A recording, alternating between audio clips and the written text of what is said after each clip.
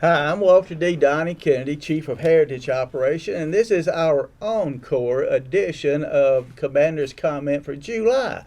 We have just completed two editions that we were talking to Commander-in-Chief Larry McClooney about the SCV, the things that have happened, the positive things and the few negatives, and his view for the future.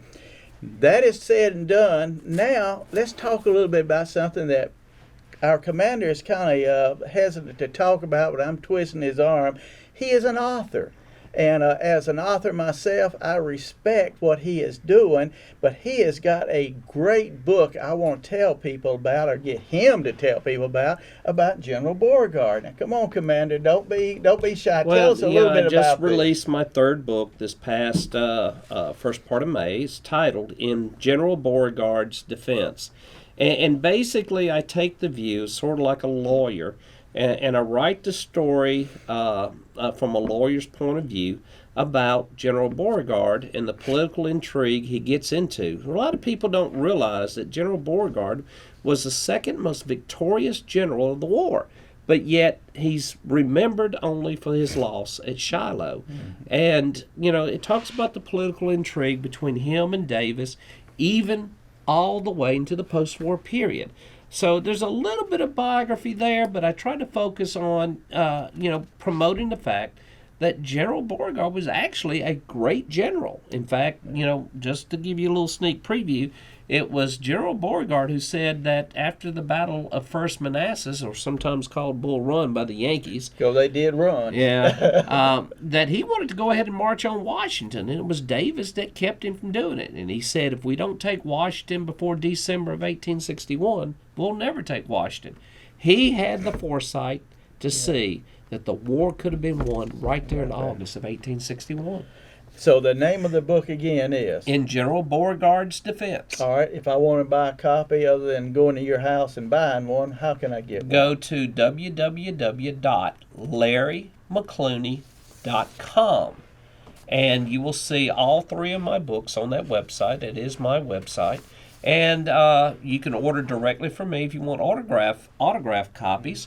Or you can go on Amazon and order them.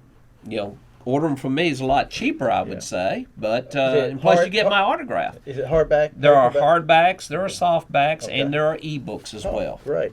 Well, now you've got another book on Vicksburg, and my great-grandfather was at Vicksburg, so I'm kind of intrigued with that idea. Tell us a little bit about it. What's the name of that book? On to Vicksburg, my second book.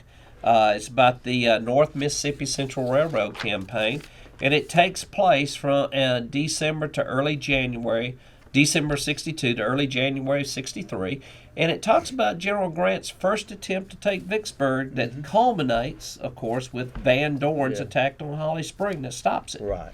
So that, and I don't want to give too much away from that about that one. Well, now, where can they get same website? You can get it same website, and you can order on Amazon as well. All right. I want to know about the Yazoo Pass expedition. Now, the Yazoo Pass expedition was my first book. Yeah. I live about 5 miles from Fort Pemberton, which is where this expedition culminates at. Great, interesting story. A lot of people have never heard of it before, but it tells a little bit about the war on the Mississippi Delta. And Fort Pemberton, there is more written about the Yazoo Pass expedition in the official records than the Gettysburg campaign. Seriously. That is interesting. And this was Grant's second attempt to take Vicksburg, which, of course, failed. Right. So many people don't realize that Grant tried many times to take Vicksburg, and he only had to win once, unfortunately. Yeah. But he did take. Well, that's three books that I think that our membership would be interested in looking at, and thank you for allowing us to do our Encore edition here. I know you didn't necessarily want to do it, but as an author myself, I want people to know about these good books that are out there, and you can learn a lot about Southern history. Commander, it's been a pleasure. Thank you, Donnie. Yes, sir.